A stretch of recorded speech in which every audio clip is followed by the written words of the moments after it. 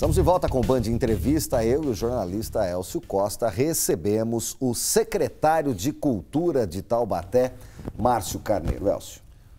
Queria voltar para Lobato, pegando uma coisa que você falou no último bloco, né? Eu não sou o Visconde Sabugosa, como o Nicolini falou, mas eu li bastante Lobato na minha infância e depois na fase adulta também, Urupês, etc. Claro. Lobato é um patrimônio nacional e é um patrimônio da cidade.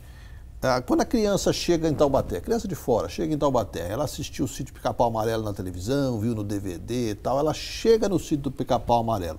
A reação que ela vai ter nem sempre é positiva, o sítio é tímido em sua estrutura. Certo. Essa é uma equação que não tem solução ou tem alguma maneira da gente poder resolver isso e tornar o sítio mais atrativo, mais interativo, que ele responda melhor à expectativa da criança? Eu acredito que tem como transformar. Nós fizemos pequenas transformações dentro das possibilidades que nós tivemos esse ano, que já está passando. Um exemplo, hoje, se você for lá, você vai ver algumas cadeiras novas. Nossa, mas isso é o mínimo. Realmente é o mínimo, mas que não tinha sido feito ainda.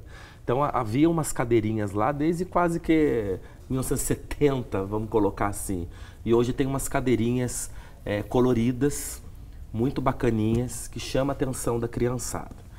Mas aquilo, eu penso assim, existem maneiras da gente estar trabalhando o sítio com ações, como foi feito recentemente, que nós recebemos o Museu da Literatura lá, né? A Estação da Literatura, e que foi um sucesso.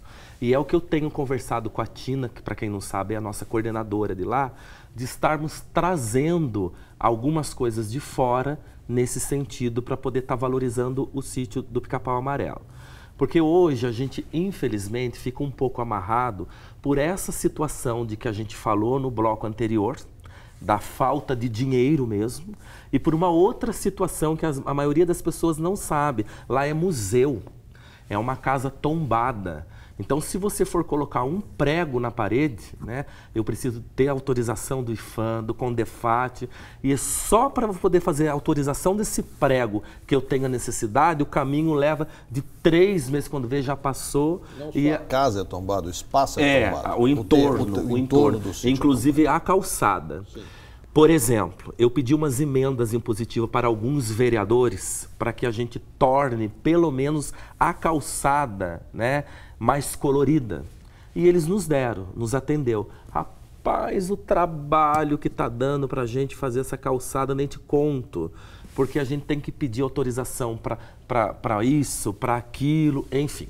Mas eu acredito que tem como sim a gente estar trabalhando com um formato diferenciado do que estava até então, né?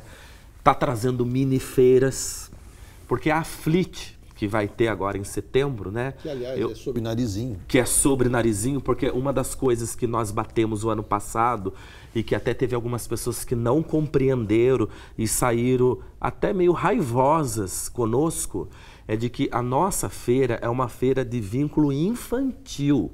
É bom que se fale. Diferente, por exemplo, da feira de Paraty, que é uma feira aberta. O nosso foco é a criança.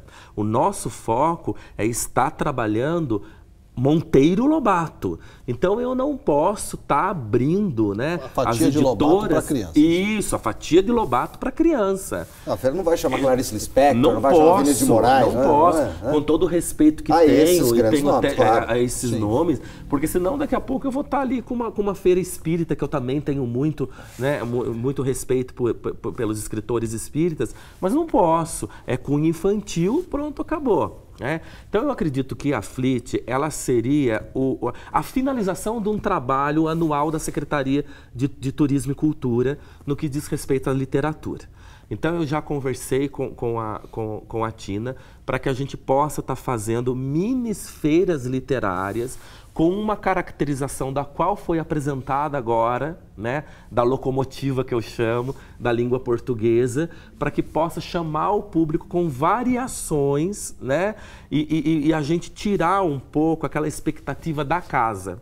Porque nós temos esse conhecimento de que a criança chega ali com aquela expectativa da casa, de ver, né, o que via na TV sobre o Sítio Pica-Pau Amarelo, e não é. Ali é um museu pedagógico. Para isso, nós teríamos que estar funcionando, que de fato vai funcionar a partir do mês de setembro também, a locomotiva lá do Parque do Itaim. Porque uma das isso nossas existe, questões... Porque isso foi feito em Taubaté, a gente mostrou e está parado há muitos anos. Nossas questões, já está pronta, viu? Uma das nossas questões é tentar transferir algumas atividades lá, justamente porque aqui nós não podemos movimentar algumas coisas por ter essas dificuldades que eu acabei de apresentar. A cidade tem de sobra, a cidade tem espaços assim. E na realidade a recuperação da casa do Visconde Tremembé, que é o avô de Lobato, onde fica o sítio Pica-Pau Amarelo, foi uma recuperação exemplar quando foi feita à época. Isso. Então não há demérito nenhum de falar sobre o espaço, mas lá é um museu. Isso. Agora, a minha questão, voltando a essa questão, pegando a carona de Lobato, é que Taubaté tem personagens fantásticos na sua cultura, né? Nós estamos... Na abertura, o Nicolini pegou e citou já 5. Isso. E às vezes essa valorização do personagem, ela não está no cotidiano da cidade, na alma da cidade.